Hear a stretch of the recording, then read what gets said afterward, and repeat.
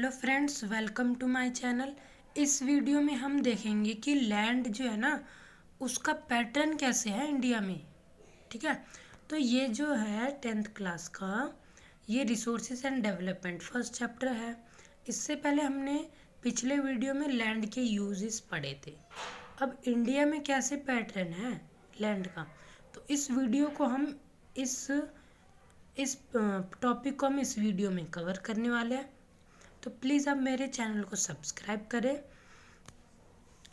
शुरुआत करते हैं इस वीडियो की।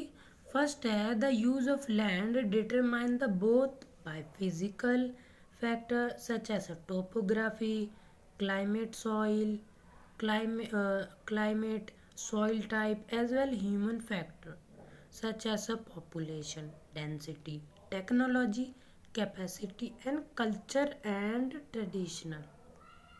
Traditions etcetera.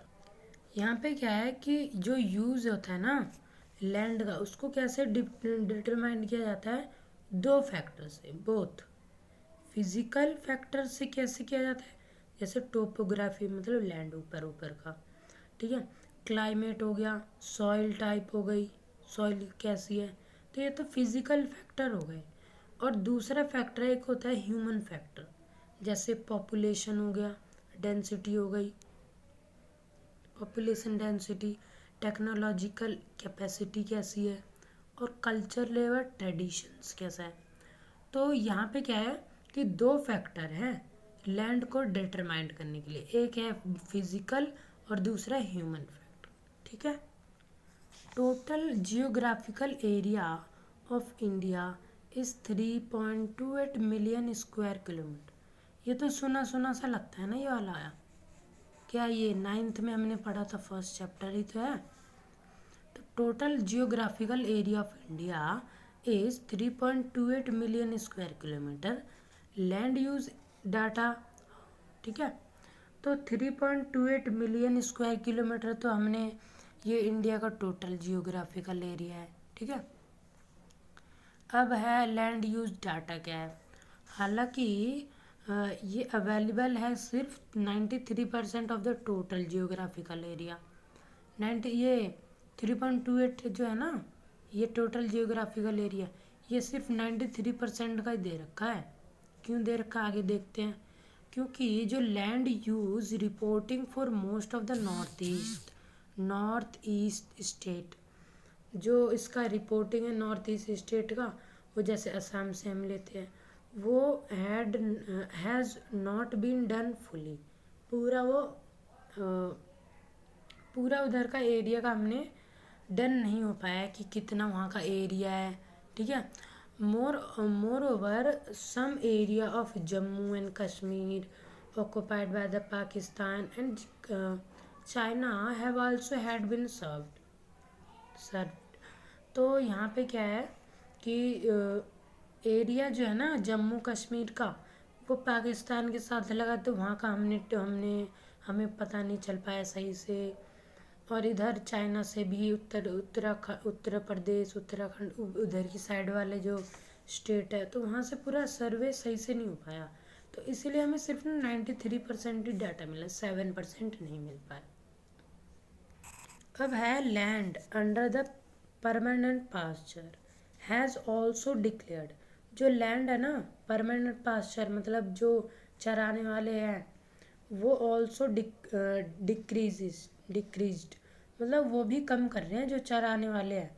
How are we able to feed our huge cattle population on this pasture land and what are the consequence of it.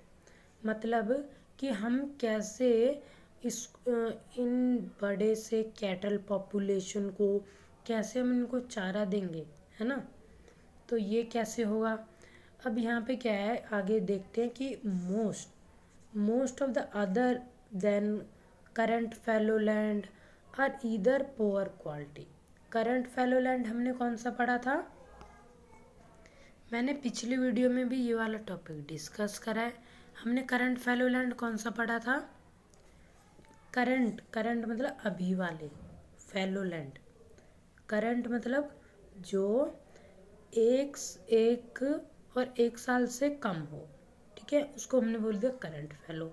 Other current fallow मतलब जो 1 साल से ज़्यादा का हो, या फिर 5 साल, ठीक है। तो 1 साल से ज़्यादा का हो या फिर 5 साल से, मतलब 1 से 5 साल के बीच का लैंड अदर करंट फैलो। और ये करंट फैलो 1 साल से बीच वाला, ठीक है। तो land are either of poor quality. Fallow land क्या होते हैं? पुअर क्वालिटी के हो सकते हैं, होते हैं, ठीक है। और द कॉस्ट ऑफ कल्टीवेशन, और इनका जो प्राइस है ना कल्टीवेशन का, of such land is very high, मतलब बहुत ज़्यादा कॉस्ट है इनका कल्टीवेशन का। इसलिए these land are cultivated once or twice in in about 2 to 3 years, and if these are included in a net sown area, then the percentage of NSA in India comes to about 54% total of the total reporting area.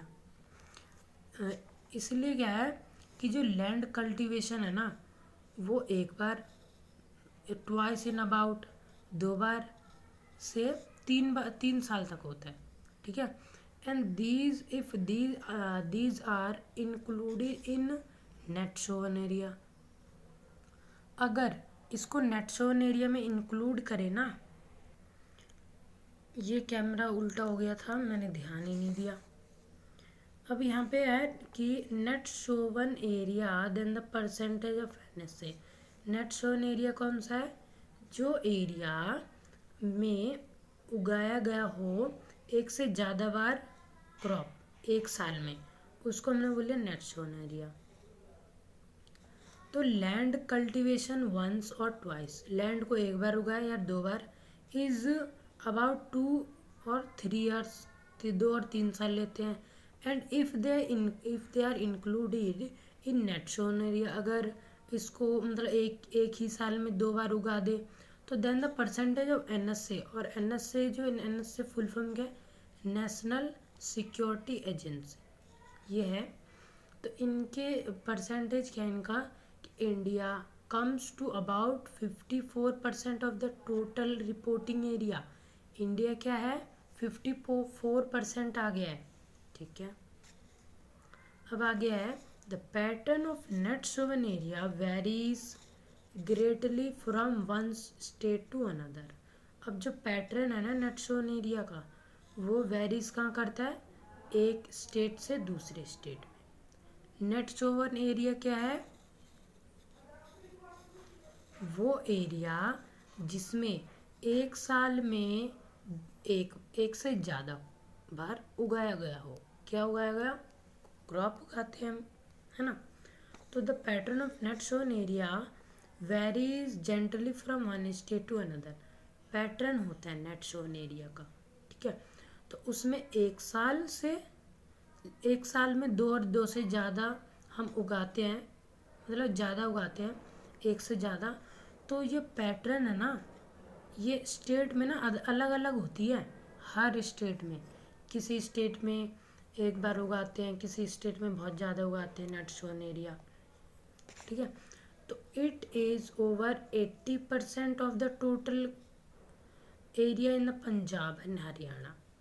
अब यहाँ पे 80% कहाँ पे area total? Punjab और हरियाणा में है। And less than 10% इन अरुणाचल प्रदेश, 10% अरुणाचल प्रदेश से में, मिजोरम है, मणिपुर, अंडमान निकोबार आइलैंड। यहाँ पे 80% पंजाब हरियाणा में अकेले ही है नेट शोन एरिया, और 10% कहाँ है? अरुणाचल प्रदेश, मिजोरम, मणिपुर एंड अंडमान निकोबार, यहाँ पे है। अब आता है कि forest area in a country. अब इस एक्टिविटी को मेरे को इसका आंसर कमेंट बॉक्स में देंगे। आता है तो देंगे, नहीं आता है तो आप कोई बात नहीं, आप पढ़ लेना। Forest area in a country is far lower than the desired 33% of the geographical area. अब फॉरेस्ट एरिया इन कंट्री, जंगल का एरिया जो है कंट्री में, वो is far lower than the desired. 33% minimum है। क्या है मिनिमम? फॉरेस्ट एरिया होना चाहिए 33%। अब क्या है इंडिया में, क्या है इससे भी लोअर है, ठीक है। As it was outline the national forest agency, अब ये नेशनल फॉरेस्ट एजेंसी के द्वारा ये बताया गया कि 33% से भी कम है इंडिया में। कब बताया? 1952 में। अब it was considered essential for the maintenance of the ecological balance. अब लैंड जो कैसे माना जाता है, बहुत इम्पॉर्टेंट है, ज़रूरी है। Maintenance of ecological balance, ecological balance को बनाने के लिए the livelihood of the millions of people, जो जीना है मतलब जो जीते हैं ना, जो जीने का जो जहाँ पे वो रहते हैं, हम ही तो रहते हैं, बहुत सारे पीपल, मिलियंस ऑफ पीपल, हम तो लैंड पे रहते हैं ना, who live on the fringes of a forest depend on it. अब हम तो लैंड पे रहते हैं, अब ज़्यादातर जो पीपल क्या हैं वो fringers of these forest depend on it, मतलब कि फॉरेस्ट के ना, फॉरेस्ट के यहाँ पे फॉरेस्ट है, ठीक है, यहाँ पे फॉरेस्ट है, तो यहाँ पे वो रहते हैं, ठीक है, किनारों पे रहते हैं वो, अपना यहाँ पे अपना घर बनाते हैं। तो the fringers of these forest depend on upon it. A part of the land is termed as a wasteland and land put to the another non-agriculture uses। अब इसके अलावा जो लैंड है ना वो वेस्ट लैंड है। किसके अलावा? ये है जंगल, यहाँ पे रहते हैं, और इस लैंड के a part of the land is term as a waste land. अब ये जो लैंड है ना, ये यहाँ का जहाँ पे रहते हैं, तो ये वेस्ट लैंड माना जाएगा फिर। और ये जो यहाँ पे जहाँ पे वो रहते नहीं हैं, यहाँ पे तो रहते हैं, इधर की साइड नहीं रहते हैं, तो ये वेस्ट लैंड माना जाएगा। और यहाँ पे नॉन एग्रीकल्चर यूज के लिए ही हो जाएगा। नॉन एग्रीकल्चर हमने देखा था लैंड यूटिलाइजेशन के वीडियो में देखा था कि लैंड और नॉन एग्रीकल्चर यूजेस क्या है, हम बना देंगे, रोड्स बना देंगे, बिल्डिंग्स बना देंगे, ये सब हम land put on non agriculture uses के लिए। अब है waste land. Include waste land कौन कौन से? रॉकी हो गए, arid desert area and land put to other non agriculture uses. अब वेस्ट लैंड कौन कौन से? रॉकी पत्थर वाले सब, एरिड कठोर वाले डेजर्ट एरिया में, और लैंड को अदर नॉन एग्रीकल्चर के लिए यूज़ किया गया है, जैसे सेटलमेंट के लिए, रोड्स के लिए, रेलवे के लिए, इंडस्ट्री के लिए। Continuous use of land over a long period of time without taking appropriate measure of conserve of manage it.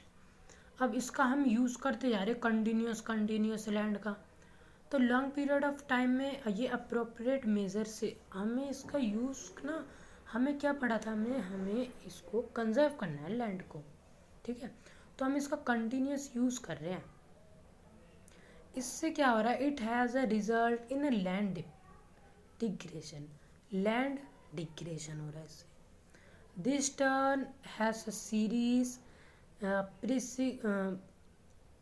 रेप्रिसिकेशन of society and the environment, ठीक है। तो ये हमारे किस पे प्रभाव भी डाल रहा है? हमारे सोसाइटी पर, इन्वायरमेंट पे भी प्रभाव डाल रहा है, इफेक्ट डाल रहा है। तो ये कितने इम्पोर्टेंट हैं लैंड के यूजेस इंडिया में। तो इस वीडियो में हमने पढ़ा कि इंडिया में कैसे पैटर्न है लैंड का, है ना, कैसे लैंड को कंजर्व करना चाहिए। नेक्स्ट वीडियो में हम land digression and conservation of measures के बारे में पढ़ेंगे, ठीक है। तो प्लीज़ आप मेरे चैनल को सब्सक्राइब करें। अगर आपको ये मेरा वीडियो अच्छा लगा हो तो प्लीज़ मेरे वीडियो को लाइक करें। Thank you.